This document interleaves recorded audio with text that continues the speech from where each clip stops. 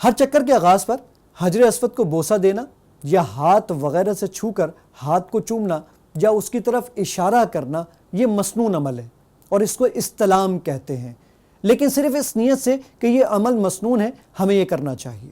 ناظرین، طواف کے 7 چکر آپ حتیم کے باہر سے لگائیں۔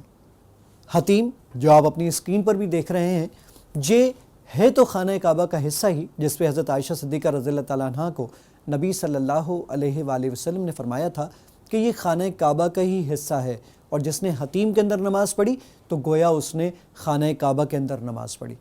رکن یمانی، طواف کے ہر چکر میں رکن یمانی سے گزرتے ہوئے اسے ہاتھ لگانا مسنون عمل ہے۔ یہ نبی صلی اللہ علیہ وآلہ وسلم کی سنت سے ثابت ہے، اور اگر بھیڑ کی وجہ سے رکن یمانی کو چھونا مشکل ہو تو بغیر ہاتھ لگائے گزر جائیں، لیکن وہاں رک کر رکن یمانی کی طرف اشارہ کرنا یعنی استلام کرنا، ہاتھ کا اشارہ کرنا یہ ثابت نہیں ہے، لیکن اس کو ہاتھ لگانا یہ نبی صلی اللہ علیہ وآلہ وسلم سے ثابت بھی ہے۔ اور رکن یمانی سے لے کر حجر اسود کے درمیان میں ایک دعا بھی آتی ہے، ربنا آتنا فی الدنیا حسنۃ وفی الآخرۃ حسنۃ وقنا عذاب النار۔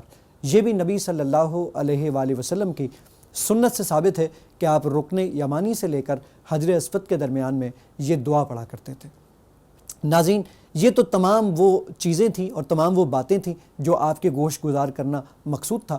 اب آئیے ہم اس پاک گھر کا طواف شروع کرتے ہیں۔